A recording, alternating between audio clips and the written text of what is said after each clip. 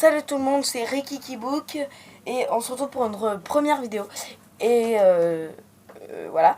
Et, et ma chaîne, en fait, ma chaîne va consister à vous conseiller sur des livres, en fait, par un livre par vidéo. Donc voici un avant-goût de la première vidéo que je suis en train de faire maintenant.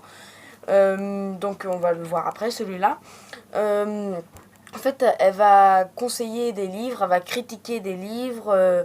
Alors critiquer, c'est pas que dire du négatif, c'est dire du positif, du négatif. Voilà, c'est un peu en fait conseiller, mais je pense que pour Guillaume Musso, il n'y a pas besoin de conseiller un peu.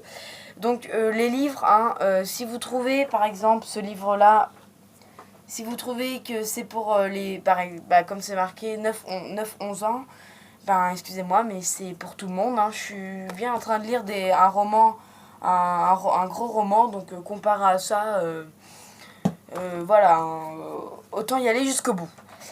Donc voilà. Donc alors, l'histoire de ce livre, en fait, c'est deux personnages qui se retrouvent, qui se réveillent sur un banc. Et en fait, ils ne se connaissent pas. Et avant, ils étaient en France. Or, là, ils sont en Amérique. Et donc, alors non, la fille, elle était en France sur les Champs-Élysées en train de faire la fête. Et le gars, lui, il était à Dublin en train de faire du piano. En train de faire du piano. Et donc, en fait, on va apprendre, donc on va vivre leur histoire, et en fait, on va apprendre qu'à la fin, que la fille, en fait, le soir, n'était pas aux Champs-Élysées, mais en fait, elle a l'Alzheimer, et donc, comment dire, elle est un peu, elle a l'Alzheimer, et elle ne se souvient pas de ce qu'elle a fait à chaque fois, et donc, dans sa tête, chaque matin, elle croit que le soir, elle était aux Champs-Élysées en train de faire la fête. Et lui, en fait, il n'est pas pianiste de jazz, il travaille dans la médecine spécialisée dans l'Alzheimer. Et donc, donc elle, en fait, elle s'est échappée d'un hôpital et il doit la ramener. Et donc, en fait, lui, il a inventé tout ce scénario pour la ramener. J'espère que vous comprenez un peu bien, parce que c'est pas... Voilà. Et donc, il a inventé tout ce scénario pour la ramener. Et donc, ensuite, et donc, il invente tout ce scénario pour la ramener. Et elle, ensuite, à la fin, elle va découvrir qu'en fait, lui, il n'était pas non plus... Donc, bref, si vous voulez des explications un peu plus mieux, je vous conseille de le lire, voilà. Donc, New York, 8h du matin. Alice, jeune flic parisienne, et Gabriel, pianiste de jazz américain, se réveillent menottés l'un à l'autre sur un banc de Central Park. Ils ne se connaissent pas et n'ont aucun souvenir de leur rencontre.